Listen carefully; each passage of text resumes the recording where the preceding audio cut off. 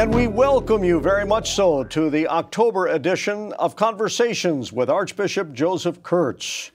Archbishop, it's always good to see you in the month of October here in particular. It's great to be in the fall, great for Respect Life Month, and of course we'll be talking about the Synod. Well, you are probably have your bags packed already. I should. I wish I could report that I've done more. This will but I'll be leaving. A very short month for you. It will be. We have several topics we're going to talk about. As the Archbishop said, we have three. We'll talk about the Synod that's coming up in Rome. You are going to meet a nun that Sister Mary Prisca. She's waiting to be for the interview segment with Archbishop Joseph Kurtz. But please, if you miss any part of the program, don't miss that. You will be inspired by who she is and what she has to say. And we'll also have a special message from Archbishop Kurtz about the 2012 Catholic Services Appeal. Let's talk about your trip to Rome now. Yes. You're going to be going there for, what, 2 or 3 weeks? Well, actually, Reed, 3 weeks. Yes, a 3-week trip. For those who heard the reference about packing my bags, yes. I'll be one of the delegates at the Synod on the New Evangelization, and it begins on the 9th of October, and it runs 3 full weeks. Let me ask you two questions here. Tell us what a Synod is, and also, what does the Holy Father mean by the term new evangelization? Well, maybe the best thing would be, we use the word synod in many ways as a gathering, but a gathering in most cases of bishops. In this case, and there are other kinds of synods, diocesan synods, etc. But in this case, it is an ordinary synod of the Universal Church, which means on a regular basis since the Second Vatican Council, so for the last 40 plus years, our Holy Father, about every 3 years, has chosen a particular issue of pastoral concern or pastoral urgency, called together delegates from throughout the world. It's usually 200, 250 bishops. There are also experts or periti, we call them, who are gathered, theologians and others, on a particular purpose and a particular cause. A couple of examples. In the early 1980s, when family life, which continues to be a challenge, was such a challenge, at that time, Blessed John Paul II called together a synod.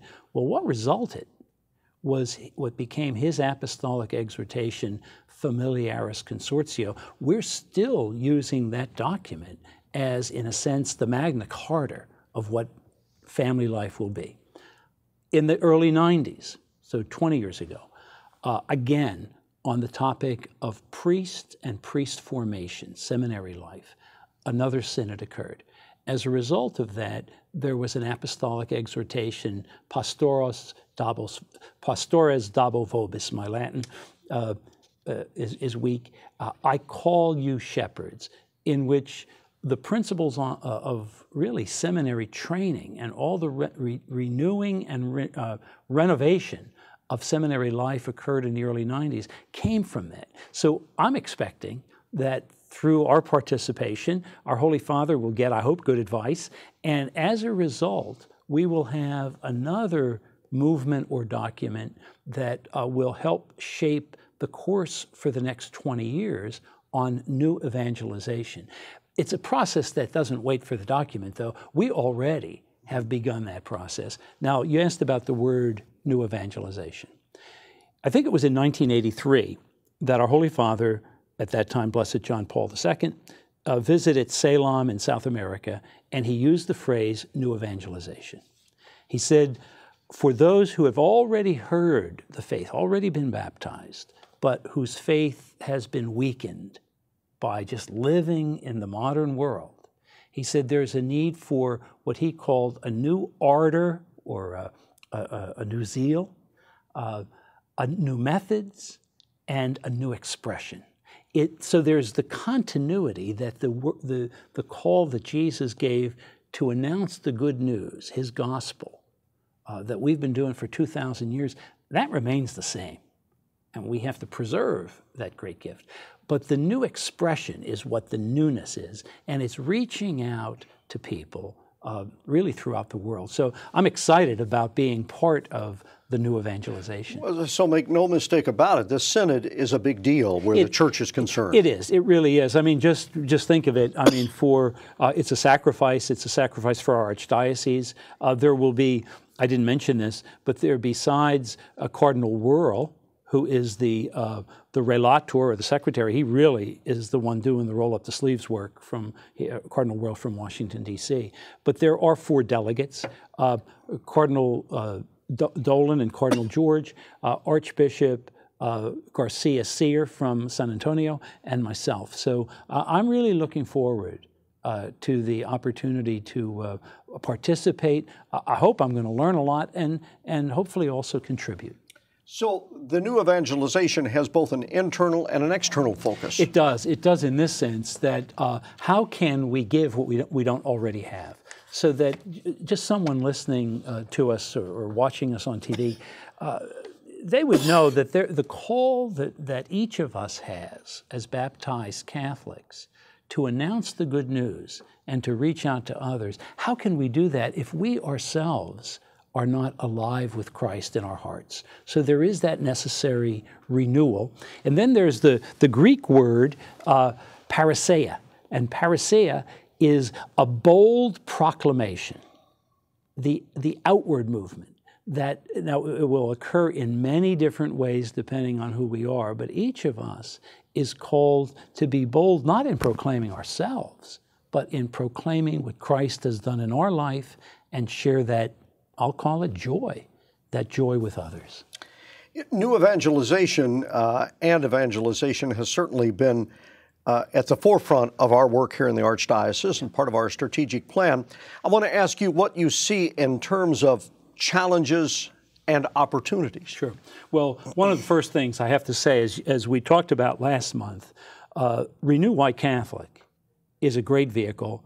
The Catechism of the Catholic Church is a wonderful vehicle for individuals to be able to become informed about their faith. Because really, as our Holy Father tells us, the challenge is, first of all, to be engaged in our faith, in our church, but also in life in the modern world, to be informed and educated, and then to become articulate, to be able to speak our faith.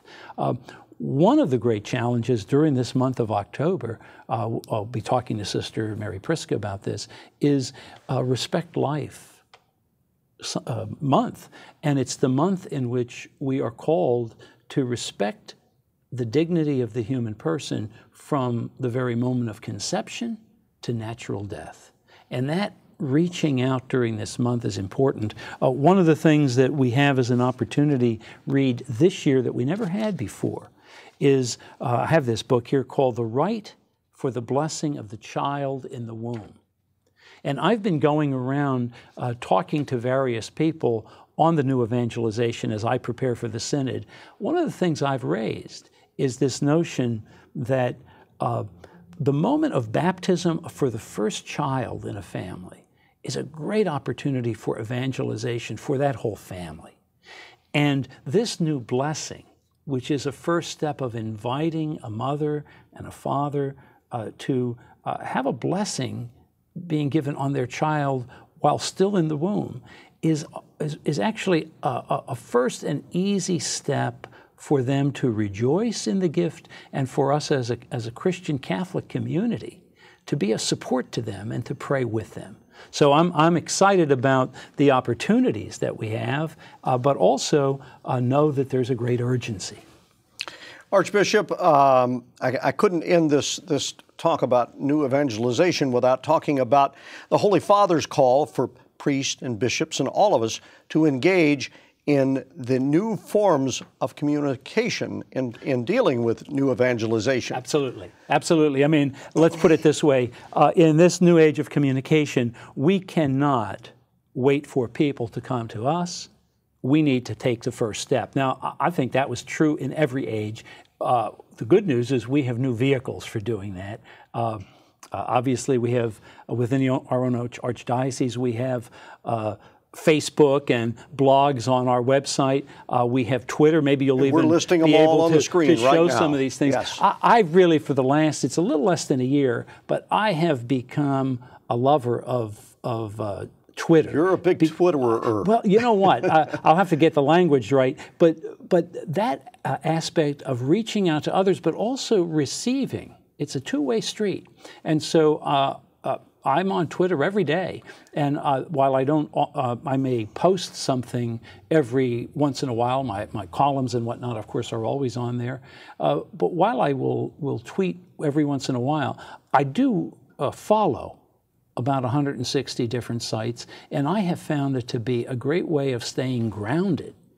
It is, though, a great vehicle to, again, announce the good news of Jesus Christ to others. And you'll be tweeting from Rome. I will. You know, that's going to be exciting.